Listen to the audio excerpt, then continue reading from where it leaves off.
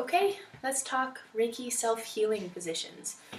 So I'm going to take my shoes off, and you want to be comfortable. Honestly, I wouldn't sit on a stool like this. This is just for demonstration. So if you want to sit in a chair, or if you happen to be sitting in your bed, there's nothing particular about having to have your feet on the ground, unless what you feel like is to have some grounding, and that's always kind of, I think, a general energetic rule. If you feel like you need additional grounding, sometimes having your feet on the ground is the answer to that. So anyway, you're just gonna get yourself nice and loose, and you can just notice your hands. Notice if you feel anything.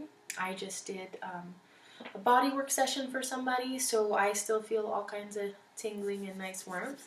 But if you feel like you want to sort of generate that, there's a few different ways. You can rub your hands together, and obviously that's making some friction, heat, and it's sort of a kinesthetic reminder to the body that you want to, that you're calling into this space these energies, right? So rubbing your hands together vigorously can be a nice way. Just holding your hands together, now that you've got the Reiki attunement, actually is one of the best ways of just bringing that energy in and just letting it flow through. And you're not doing anything other than just allowing it to be here. So we're going to go ahead and do that for a moment. Let that Reiki start flowing. You feel your hands starting to heat up or tingle, or it's different for everybody, so don't worry if your sensation is not heat or physical. Maybe it's just a sense of being like, I'm ready to begin. When you feel that, what you're going to do is go through this variety of hand positions. Now, please feel free to do more than these positions. Put your hands where they feel right. But this gives you just sort of a standard overall sense of doing an overall treatment for yourself, and a relatively balanced through the whole body treatment. So the first hand position is to take your hands and put them over the eyes and over the forehead. And when you do this and let your hands just relax into it, it's a very relaxing position. So not hands like, cardboard, but just letting them rest right over the eyes.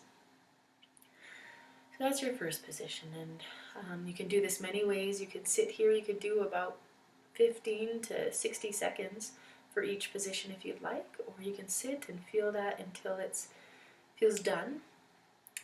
And in this instance, what I'm going to do is walk through the positions relatively rapidly, so I'm not taking the time I might otherwise take, though I did take a little time there because that felt kind of good. So the next one is just the sides of the head and over the ears. Again, just holding till it feels like the right amount of time has been spent. You want this to be comfortable too, so sometimes that means if you're sitting down somewhere, propping your arms on something so you're not having to hold them up. The next one is hands on top of the head. And this one you can really let the weight of your arms just drop down.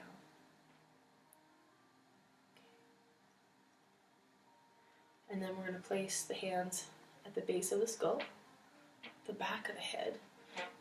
And again, comfort, ease is key. Just breathing nicely while you do this, just feeling, just noticing what you feel. So back of the head. And then I like to come down and do the throat this way.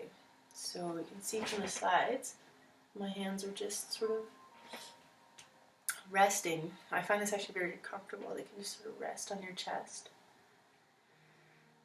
That's how it feels to come into the throat. Some people like to do it crossways.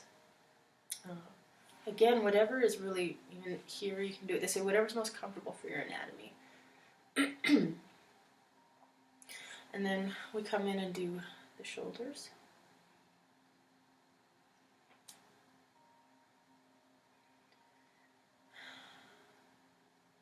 And then this one I really like, where you one hand on the heart, and then you can change the lower hand up. So one hand across the heart, one hand either more in, right at the base of the rib cage into the solar plexus area, Or oftentimes coming down, I find this a lot of times with women, that just coming down into the abdomen, into the belly, is really soothing and sort of generates this.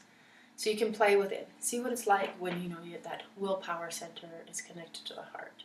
When you have more of this just sort of overall abdominal connection. And then what if you go down to more of a uterine or dantian type connection. So you can notice these differences. But as far as sort of a standard treatment goes, you would put one hand on the heart, one hand about here.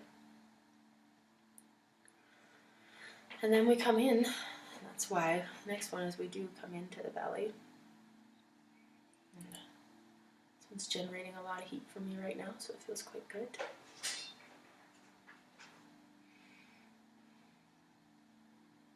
And then it depends what sources you follow or what feels right to you. But if you do feel like you need, again, a little more of the reproductive system, just real hands-on, a hand at the pubic bone and just above. Very soothing. And already, even with this just little bit, what I feel is the energy sort of distributing through my body.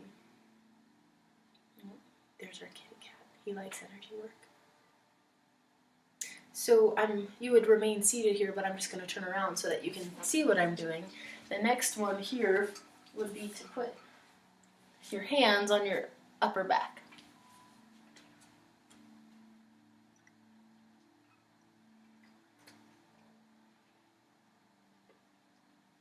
Okay, and then we're going to move our hands down more into the lower area here, not quite at the sacrum yet, just above the hips feels quite nice.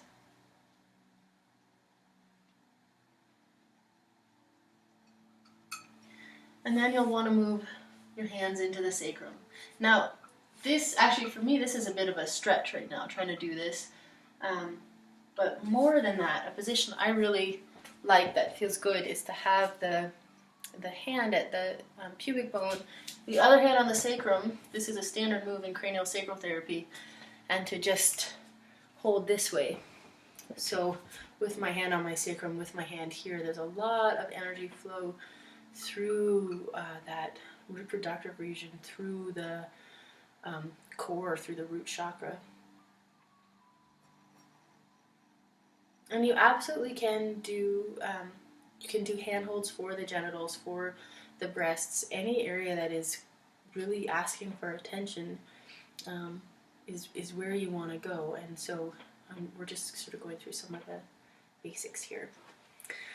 So then again, if anywhere else on your legs calls out, you can reach there, but we go into the knees, just holding.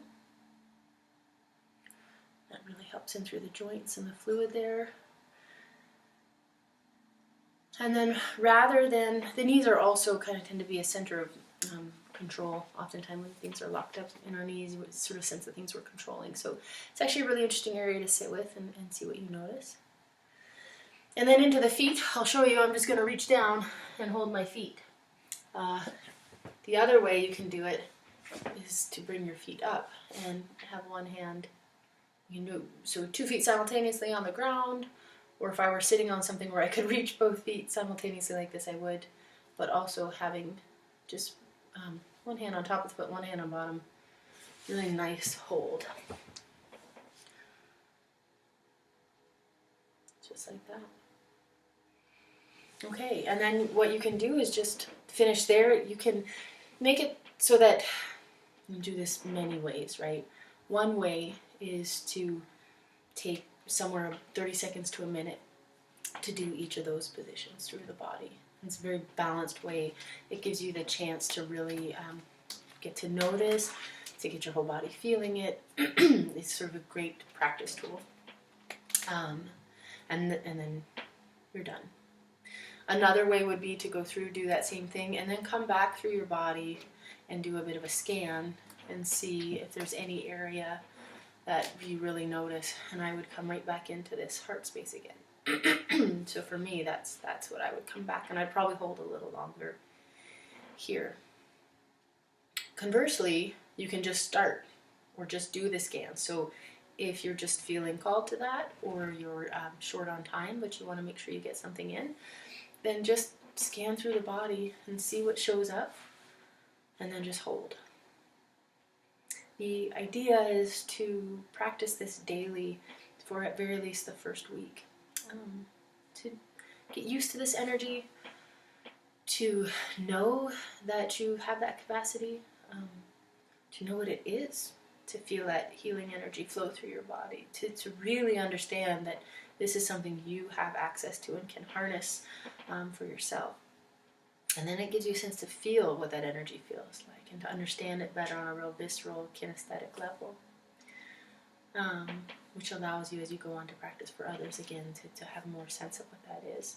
And then it also, we're opening up these channels. So as you open into this, this is sort of making a continual flow. So I still practice, it's been 18, 20 years since my first Reiki attunement, and I still do self-Reiki. So this is not just for those who have just gotten their first attunement, it is for everyone.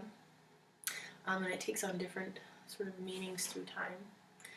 Trying to think of what else we want to say here, but for now I'll leave it at that. That's the basic sort of self-healing process. Okay, thanks you guys.